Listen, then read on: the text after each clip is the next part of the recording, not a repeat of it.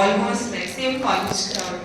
But generally, in Andhra Pradesh government education schemes అవన్నీ చూసినప్పుడు I think one of the first things that మేము ముగ్గురం discuss చేసుకున్నది ఏంటంటే, now I'm from Hyderabad, he studied in Chennai, she's studied in Chennai, she's in the US, but none of us have seen any schemes or any initiatives in the education sector anywhere across the world that we do see in Andhra Pradesh.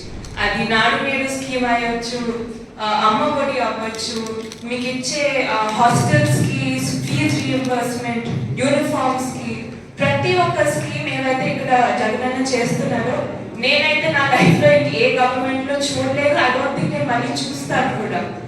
ఇవన్నీ కూడా కాకుండా మీకు university స్కూల్స్లోనే కాకుండా even జాబ్స్లో ఎన్ని opportunities ఇస్తున్నారు.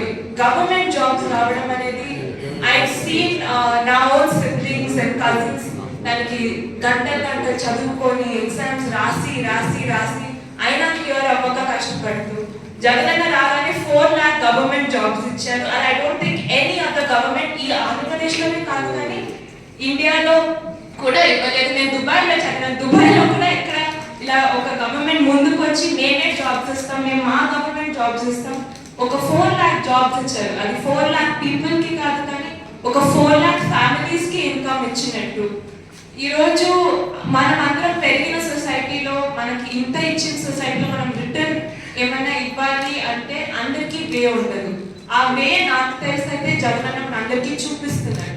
మీరు చదువుకోండి, మీరు పని చేయండి, మిగతాదంతా మీ సొసైటీ బాగుండడానికి నేను చూసుకుంటాను అని ముందుకేసి వచ్చే లీడర్ కన్నా మించిన లీడర్ మనకి ఐ డోంట్ థింక్ మనకి అవసరం, ఇంకా రారు కూడా ఒకవేళ కావాలనుకునే ఇంతకన్నా బెటర్గా.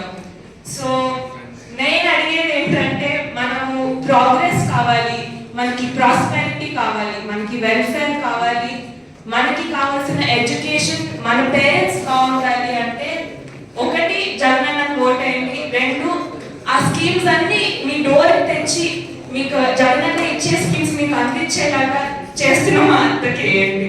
Thank you.